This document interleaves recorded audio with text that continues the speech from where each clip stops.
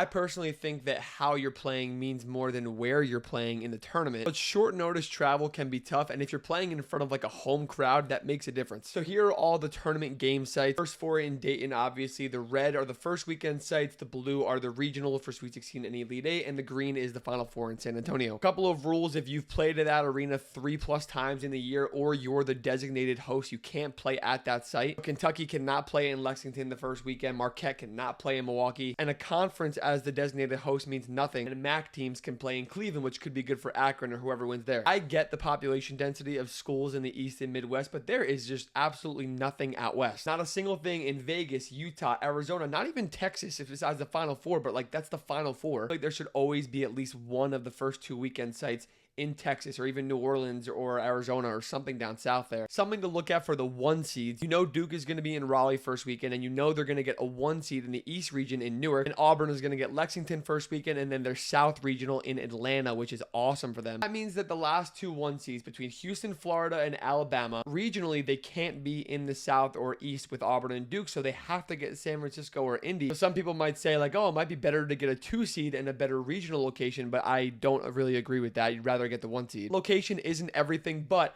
I saw Purdue in Detroit last year. They might even get Indy this year. It was crazy. Wisconsin could be in Milwaukee. Kansas could be in Wichita. UConn could be in Providence. St. John's could play in Newark for the Sweet 16 and the Elite 8. It matters when it really feels like a home game, especially when you go on big runs. So when the bracket comes out, make sure to pay attention to this.